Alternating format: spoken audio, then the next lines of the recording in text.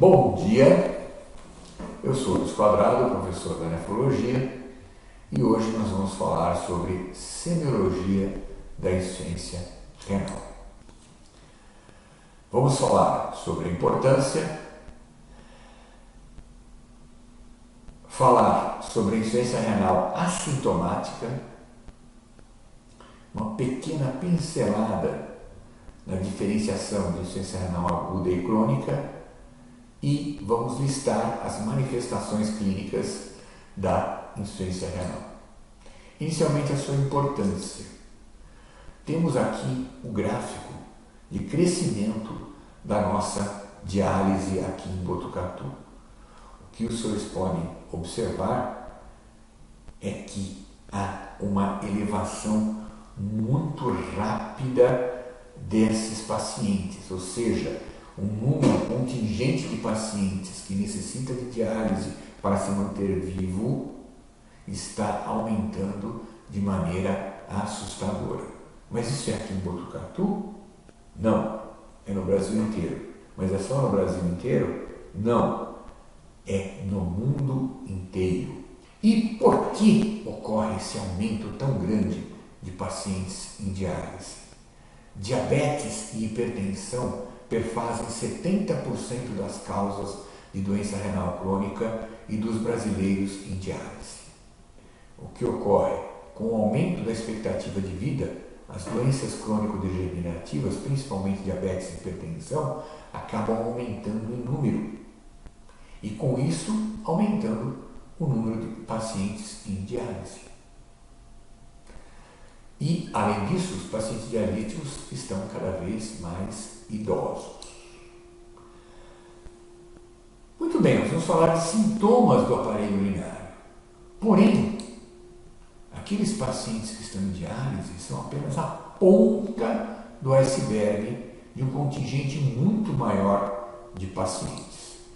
Vejam só, aqui alguns sintomas: hipertensão, incapaz de caminhar um quarto de milha mais ou menos 400 metros, ou seja, incapaz de dar uma volta em uma pista de atletismo. Alterações metabólicas. O que vocês veem aqui, acima de 90 ml por minuto, as frequências são mais ou menos, hipertensão, por exemplo, 15%, menos até do que a população geral.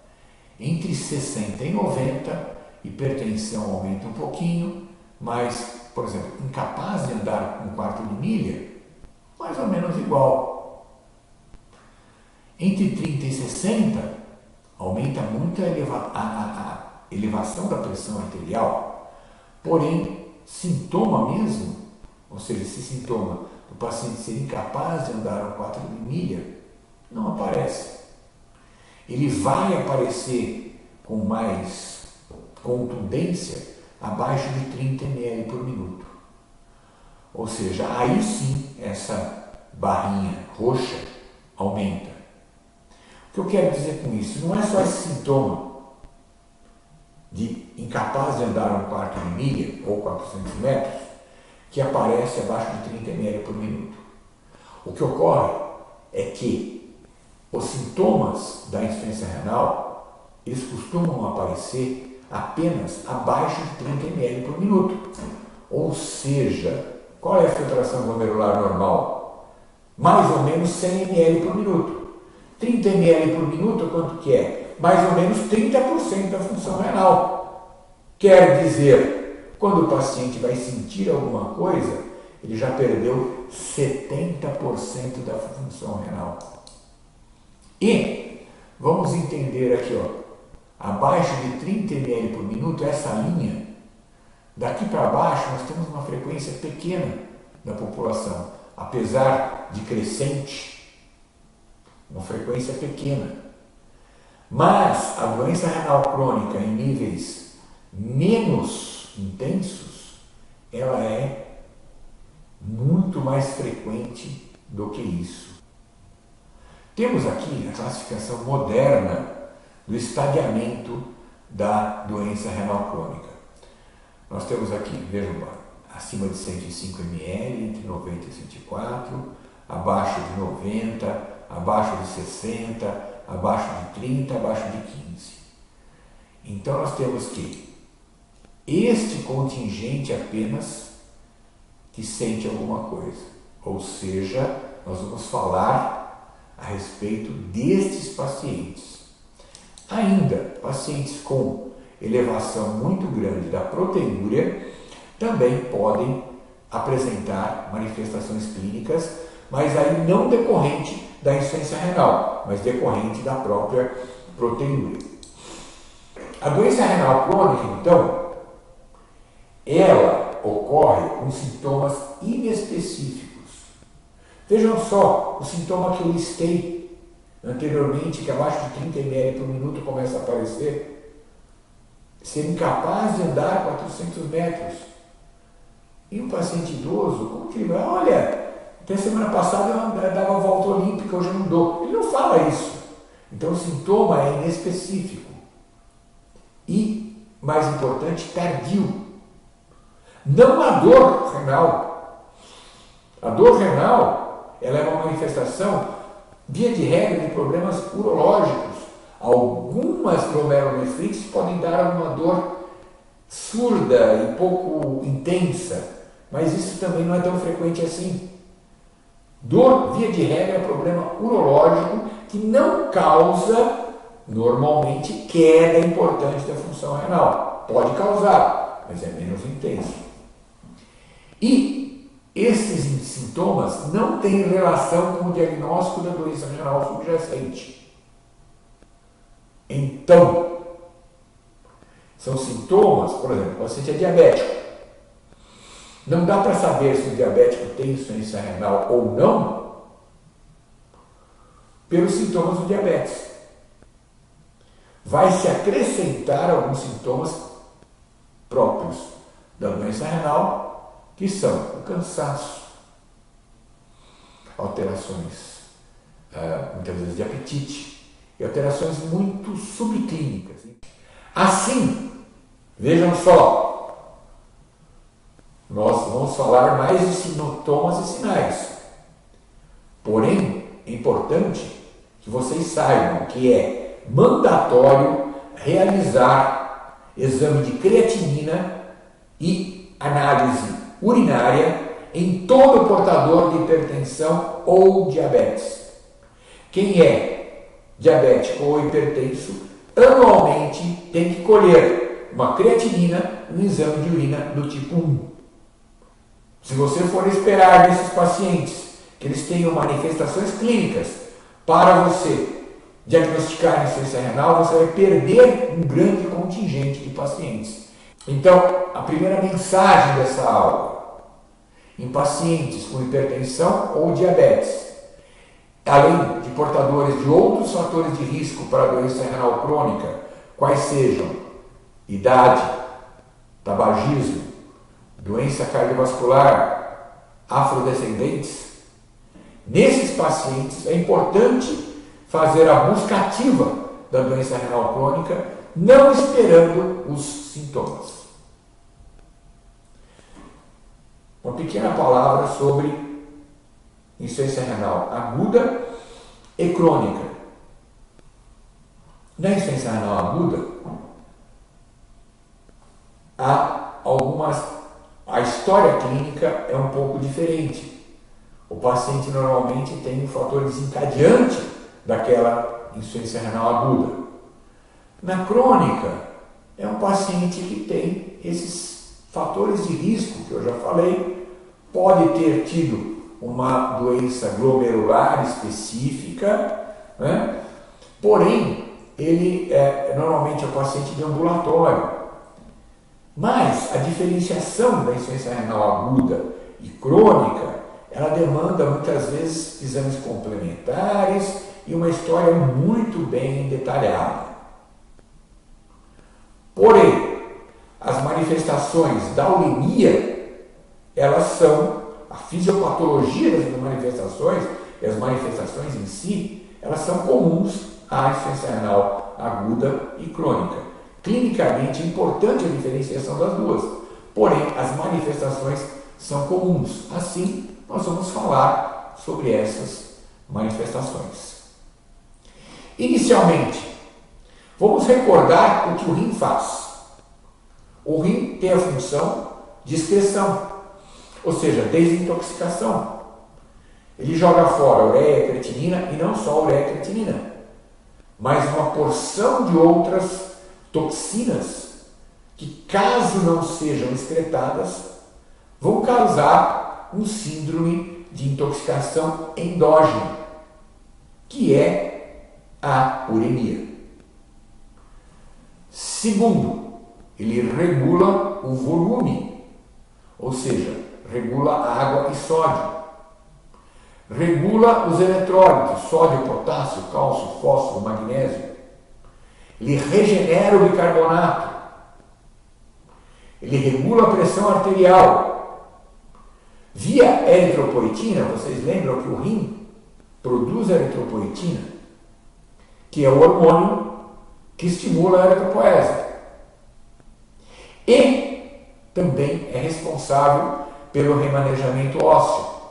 Lembrando que a vitamina D é produzida também dentro do rim. Assim, se são essas as funções do rim, as manifestações da insuficiência renal serão decorrentes da falta dessas funções. Ou seja, da função excretória, a toxicidade urêmica. Nós teremos anorexia, náuseas e vômitos, desorientação, sonolência, coma, neuropatia periférica, pericardite urêmica, que é um sintoma tardio e indica diálise, e alterações cutâneas. E a hipervolemia, manifestada por hipertensão e fenômenos congestivos. Não é o rim que regula o potássio, temos hiperpotassemia. Não é o rim que regenera bicarbonato, temos a acidose. Não é o rim que estimula a medula óssea a produzir sangue, temos a anemia. Não é o rim que produz a vitamina D, temos distúrbios minerais e ósseos. Agora vamos ver em cada um desses sistemas as manifestações hematológicas, principalmente a anemia. Nós já vimos falta de eritropoetina, assim 90% dos pacientes já em diálise acabam tendo anemia. Essa anemia ela causa uma fadiga muito importante e reduz muito a qualidade de vida. Consequências para o lado cardiovascular, para o lado, inclusive, de sono, várias. Na insuficiência renal, existe maior predisposição para infecções. Se a anemia, há diminuição dos fagócitos? Não. As células fagocitárias estão em número normal. Você colhe o hemograma, conta as células e você tem que elas estão em número normais. Porém, a mobilidade dessas células é reduzida. Quanto à hemostasia, as plaquetas são em número normal, porém, a função plaquetária é alterada pela retenção de escórias nitrogenadas. Manifestações gastrointestinais. Esse acúmulo de toxinas urêmicas vai no trato digestório causar anorexia, náuseas e vômitos, chegando à desnutrição do paciente, dor e desconforto epigástrico, ou com gastrite e aumento da probabilidade de sangramento gastrointestinal, manifestando por hematêmese e melena. O paciente renal crônico, que chega ao ponto de ter hematêmese ou melena, ele é um paciente que deve iniciar tratamento substitutivo da função renal, ou seja, diálise e ou transplante. Manifestações neurológicas. Imaginem só o seu sangue intoxicado pelo seu próprio metabolismo. Você vai ficar irritado? Eu ficaria. A primeira manifestação, irritabilidade. Assim, os portadores de insuficiência renal são pacientes mais irritados. Eles perdem o ritmo sono-vigília por intoxicação neurológica dos produtos do metabolismo. Diminui a atenção e as funções cognitivas. A memória se compromete. Ocorre o asterixis. O que é isso? A pessoa tem que hiperestender a mão e ela não consegue, ela perde o tônus muscular. Isso é uma manifestação de impregnação de substâncias urêmicas nos núcleos da base. A pessoa não consegue manter a mão estendida. Mioclonias podem ocorrer. E aí convulsões, obnubilação, torpor e coma, com morte do paciente. Assim, a presença de encefalopatia na uremia também indica urgência no início do tratamento de diálise. Falamos da neuropatia central, agora da neuropatia periférica. Ocorre desmielinização e degeneração axonal. É uma neuropatia sensório-motora. Ocorrem parestesias muitas vezes desagradáveis. O que são parestesias? São manifestações que na verdade não são reais. Por exemplo, formigamento. Outros pacientes falam que espeta o pé. Queimação, dores. Ou seja, uma dor que não existe. Isso é uma parestesia.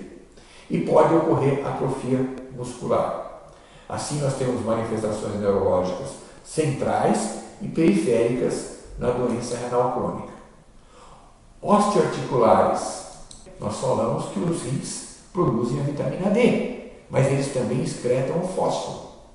Com falta de vitamina D e aumento do fósforo, o fósforo acaba ligando no cálcio e o cálcio é depositado em áreas que não os ossos.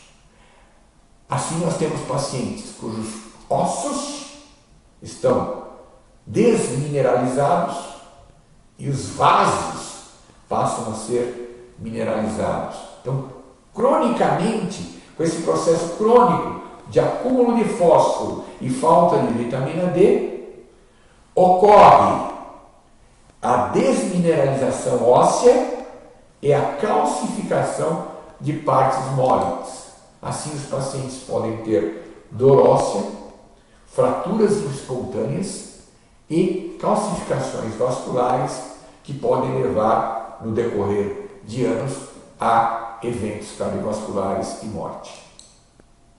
As manifestações cutâneas. A pele do renal crônico, ela é uma pele amarelo-talha.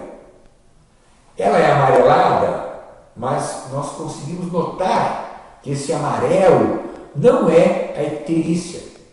É um amarelo diferente. É um amarelo palha, causado pela retenção de urocromos, ou seja, as substâncias que dão cor à urina, aquele amarelinho da urina, não sai pelos rins e acaba se acumulando na pele.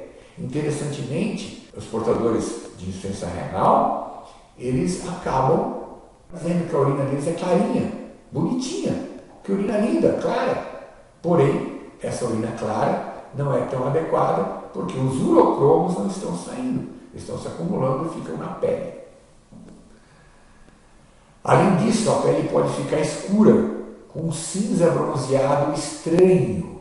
O paciente vai escurecendo com o tempo, principalmente os pacientes em diálise. Por quê? Porque o hormônio melanocítico ele é degradado nos rins. Sem os rins, existe acúmulo de hormônio melanocítico e, portanto, mudança da cor da pele. Além disso, a pele é seca, porque há atividade diminuída das glândulas sebáceas e sudoríparas. E existe um quadro dramático paciente com encefalopatia urêmica, paciente já grave, quase morrendo, que a ureia começa a porejar pela pele. Esse é o quadro de neve urêmica. Esse é um quadro que ocorria antes do advento da diálise. Esse é um quadro que hoje em dia, felizmente, não é mais visto. Uma manifestação cutânea muito comum é o prurido. É um prurido muito intenso. O acúmulo de toxinas urêmicas, de fósforo, na pele acaba causando alteração que causa uma coceira muito grande.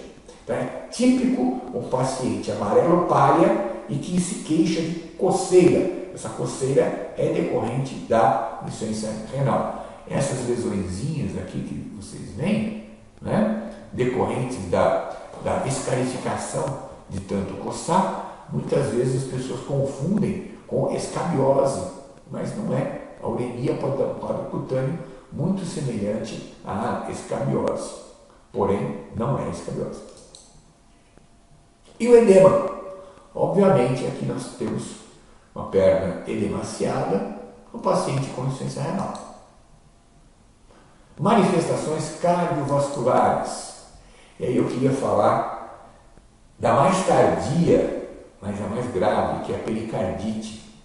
Um sujeito urêmico que chega com dor precordial, uma febre baixa, você põe no esteto, parece que tem um sapato rangendo no peito, que é o chamado atrito pericárdico. Ou às vezes um som que até parece um sopro, mas é diferente, é o som do atrito pericárdico. Que pode ocorrer essa pericardite no paciente que estava previamente estável, mas numa situação de estresse, uma situação de pós-operatório ou de infecções, ele pode manifestar num estado inflamatório. As toxinas urêmicas extravasam para o pericárdio e inflamam esse pericárdio, causando a pericardite. Aqui um eletrocardiograma, vocês veem alterações de ST e T em praticamente todas as derivações. Assim, uma pessoa menos avisada pode olhar esse eletro e dizer: nossa, o paciente infartou em todas as derivações. Não, não é isso. É um eletro com essas alterações de ST e T tão difusas, há que pensar em pericardite. Aqui o aumento da área cardíaca. Puxa, será que é insuficiência cardíaca tudo isso? Mas olha o pulmão limpinho, ó. E aqui é o coração mesmo enorme. Isso aqui é a água em volta. Toda essa água no pericárdio dá algum problema? Pode chegar ao chamado tamponamento cardíaco. Aí você vê efusão de líquido sanguinolento, abafamento de sons precordiais, estase jugular, a jugular estufa, o fígado aumenta. Por quê? Porque não consegue entrar mais sangue no coração. É uma insuficiência cardíaca direita muito intensa. E se não há entrada de sangue no coração, não vai haver saída, há uma queda da pressão arterial. Essa situação, a gente tem que chamar os especialistas imediatamente, que há que se fazer drenagem desse pericárdio.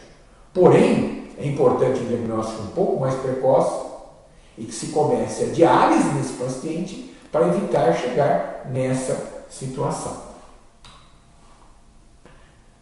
Outra manifestação cardiovascular é a hipertensão arterial. Se os rins regulam a pressão arterial, a falta deles causa excesso de volume intravascular, excesso de sódio, expansão de volume. Além disso, o lar mais frequente do sistema renina-angiotensina do sistema renina-angiotensina circulante é o rim. Assim nós temos excesso de volume e ativação do sistema renina-angiotensina, causando hipertensão em 80 a 90% dos pacientes em diálise, e essa hipertensão ela é mais frequente também nos demais pacientes, porém não tanto quanto na diálise. E as manifestações pulmonares, dispneia, congestão pulmonar, Tem líquido, tem edema periférico e também tem edema pulmonar. Além disso, pode ocorrer, do mesmo jeito que ocorre a pericardite, pode ocorrer uma pleurite. Aqui um raio-x com área cardíaca aumentada, mas com o pulmão seriamente congesto. Esse aqui é o chamado pulmão urêmico. Para encerrar, recordar que o rim tem as seguintes funções: excreção, regula o volume, regula os eletrólitos, regenera bicarbonato, regula a pressão, regula a massa eritrocitária e o remanejamento ósseo. Assim, a falta do rim causa toxicidade urêmica com anorexia, náuseas e vômitos, desorientação, sonolência, coma, neuropatia periférica, pericardite urêmica e alterações cutâneas. Além disso, ocorre retenção de volume com hipertensão e fenômenos congestivos, hiperpotassemia, acidose, anemia e distúrbios minerais e ósseos. Muito obrigado.